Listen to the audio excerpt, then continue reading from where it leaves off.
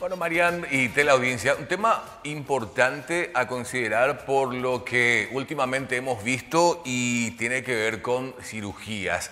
La preparación para la cirugía, aquella persona que va a someterse a este tipo de procedimientos, cuáles son los aspectos que hay que considerar. No tomemos a la ligera, creo que fue una de las frases que me decía el doctor Mauricio Cristaldo, que nos acompaña esta mañana. No tomemos a la ligera porque hay que tener en cuenta que se trata de un procedimiento delicado.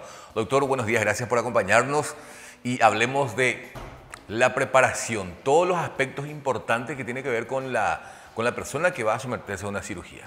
Buen día, Jorge. Antes que nada, muy amable. Una vez más, gracias por la invitación y acá estamos para ayudar. Bueno, como comentabas justamente sobre el tema de los preparativos para la cirugía o una persona que debe de someterse a una cirugía, es un montón de cosas que hay que tener en cuenta y justamente lo que decías, no tomar a la ligera como una cirugía chiquita y ya está. No, porque hay muchas cosas que hay que tener en cuenta, ¿verdad? Cosas que tienen que ver, por ejemplo, con el paciente, cosas que tienen que ver con la cirugía misma, por ejemplo, cosas que tienen que ver con el paciente, empezando del sexo, la edad, patologías de base, si el paciente, por ejemplo, tiene hipertensión, diabetes, todas esas cosas suman, o a lo contrario, si es un paciente totalmente sano, ¿verdad? Es importante, doctor, y discúlpame que interrumpa esa parte. Está la cirugía que vas con un doctor, un médico profesional y te dice, mira, la situación amerita una cirugía. Después está también la opción de las cirugías que hoy son las que decías, personas que hoy están bien de salud, pero que va un poco a la parte de lo estético. Entonces, considerar que para ambas situaciones se requiere justamente todos estos estudios previos. Para ambas situaciones es exactamente lo mismo, y eso te puedo decir con total responsabilidad clara, aunque yo no sea cirujano plástico, pero cualquier persona, los cuidados son los mismos. Y en eso justamente existen lo que se llaman, primero, estudios preoperatorios, por ejemplo, el laboratorio completo, un electrocardiograma, una radiografía de tórax, y en algunos casos otros estudios más específicos de acuerdo a la patología del paciente, como por ejemplo un ecocardiograma, una espirometría, de acuerdo a qué problemas tiene el paciente. Y generalmente el cirujano lo que hace es solicitar estos estudios y estos estudios tienen que evaluarle un clínico, ¿está bien? Y el clínico hace lo que se llama la evaluación clínica prequirúrgica. El riesgo prequirúrgico básicamente va medido por dos cosas. Uno, lo que tendría que ver con el paciente, y ahí todas estas cosas que decíamos, la edad, las patologías de base, y otras, lo que tienen que ver con la cirugía, ¿sí? Por ejemplo, no es lo mismo una cirugía, no sé, de una piedra en la vesícula, que una cirugía, por ejemplo, de un cáncer de páncreas, ¿sí? Entonces, se toman estas dos cosas. Eso es muy importante. También es muy importante que el médico o el cirujano explique al paciente en qué consiste la cirugía en la cual el paciente va a ser sometido y en qué consiste, qué tipo de anestesia tiene, qué eventuales complicaciones podría presentar un paciente. Si bien, de acuerdo a la magnitud de la cirugía, se evalúa el porcentaje de complicaciones que puede haber. El porcentaje en cirugías complejas es mucho más grande que en un porcentaje en unas cirugías relativamente fáciles, por así decirlo. Pero de todos modos eso no significa que no puedan haber complicaciones. Y el paciente debe de saber eso, ¿sí? Debe de saber qué complicaciones tiene de tener, cuántos días internado va a estar, qué anestesia se le va a hacer. Debe de tener también una entrevista previa con un anestesiólogo, ¿sí?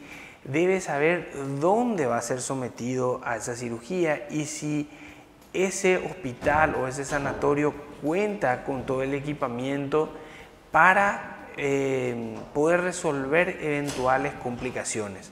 O sea, todas esas cosas el paciente debe de saber, debe de manejar. Hablamos de un procedimiento protocolar por parte del profesional médico y que debe de seguir también él o la paciente. Pero nos lleva un poco a esto, doctor, y es conocer una apreciación profesional suya, porque desde luego también el objetivo del paciente, el objetivo del profesional es llegar a buen puerto, como quien dice. Sabemos que están con la preparación de vida, de que se hace ese proceso como para que aquel que vaya a someterse a una cirugía tenga después ese resultado esperado. Sin embargo, hay situaciones, doctor, y ahí es cuando uno quiere o nace esa consulta o esa pregunta, ¿en qué parte se falló? O sea que es una exigencia bastante larga. Algo no se cumplió como para que tengamos complicaciones. Podemos poner ejemplos de lo ocurrido en Brasil, lo que también estos días se habla de lo ocurrido en la República Argentina con esta actriz y modelo. Tomando nada más como referencia de que hay situaciones en las que se evidencia que no se cumplió con uno de los pedidos, doctor. A ver, siempre se hace lo que se llama un checklist. Es como si fuese un aviador que tiene que volar un avión, que tiene que ir chequeando que todo esté bien. En cirugía es exactamente lo mismo. Uno chequea todo para que justamente con eso nosotros podamos evitar las eventuales complicaciones. Evitar complicaciones no solamente quirúrgicas, sino también complicaciones clínicas, complicaciones anestesiológicas, porque complicaciones pueden haber complicaciones quirúrgicas, que por decirte, un sangrado de una cirugía, pueden haber complicaciones clínicas. Paciente que tiene presión alta puede subir la presión, eso puede provocar otra vez otro tipo de complicaciones, por no sé, por decirte, un accidente cerebrovascular, un infarto y cosas así. Ya. Es situación que se presenta de los casos, por eso son casos aislados, pero que de alguna u otra manera también tienen mucho que ver con lo que estamos tratando. ¿Se puede hablar de que hay hubo situación de imprudencia en estos casos, de que no se hizo el chequeo de lista en alguno de los puntos como para que se pase esta cuestión, doctor? Sí, pues muchas veces sí. Ojo, que hay algo muy importante.